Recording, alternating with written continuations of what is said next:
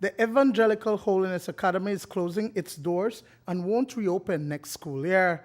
It's a decision taken by the school management that is not sitting well with parents who last week staged a mini protest at the school compound in Santa Familia village in the Cayo district. Principal Nuria Aguirre says that on May 3rd, she received an email from the school's administrator who is based in the U.S. with the surprise news that the private school was shutting down. When I started the school, we only had approximately 15 students. Now it has grown a lot, has built up very fast. In 2 years, it built up very fast for me. So I know it's not because it's not functioning. It's just that the management thought that it was best for them to shut down the school for other reasons. We did not see this coming. Well, myself did not see this coming because um, the school had not many population, so it increased. So I did not see why they would close down the school because it was People were paying? people were paying. They are paying. According to the unsigned letter issued by Administrator Vernon Shockley, the closure is due to several factors, including the non-payment of tuition fees by parents, the loss of financial support from the United States, and the relationship between the church and school not where the board had envisioned it to be. It's a big pill to swallow for Principal Aguirre and her staff of 2 teachers because after 20 years, the school is now locking up shop for good. And it seems there's more behind the decision than meets the eye. The management has decided that the school is not financial. They say financial. They're having financial problems, so they are closing down the schools. But there is a big story behind it, so I'm not really sure it was financial problems causing this shutting down the school. How many students actually go to the school at this point in time, and what will happen with them? Okay, at this time we have approximately 100 students, including the preschool.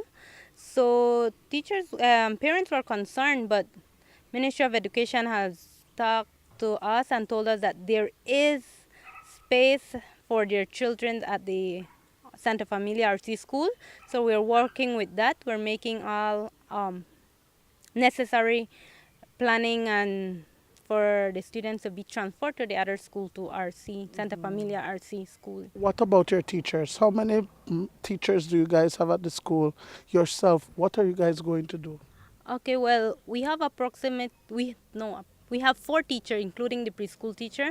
So we are seeking job in the government right now. So we are applying and trying to get a position in the government. The Ministry of Education, specifically the District Education Center Manager, was brought in and accommodations are being made for the 60-plus students.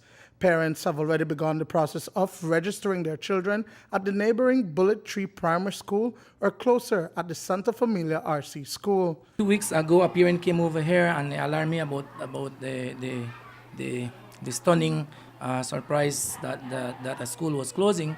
The Evangelical Holiness Academy will be closed, right? And then he told me that if we have space over here, and then I thought over that this coming new school year, we are going to be having more students enrolled in our institution. I arranged a meeting with the principal of Evangelical Holiness, and I spoke to the parents because I am really concerned about the welfare and education of the student over here in the community.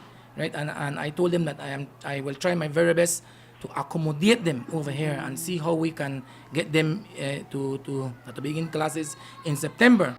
But even as the transition is to take place and approximately 45 students will be absorbed by the Church State Primary School, there is an issue of physical classroom structures at the Santa Familia RC School. High-tension electrical wires from Belize Electricity Limited hover dangerously close to a decommissioned building. Principal Esteban Escobar explains. We are trying to accommodate them in one way or the other, but we have some infrastructural factors that we are going to face on in terms of accommodating them, in terms of buildings, classes, new classes, and so forth. And I told him about a new building that we're not. I mean, it's not in use because of BL telling us that building cannot be used. So up to this time, we are looking forward for to accommodate those students, and looking forward to see that if the building will be approved for us to be used. If not, we are looking forward for our plan B. Escobar says that they have already applied for 3 additional teachers to facilitate the expected increase in student population. Duane, Moody for News 5.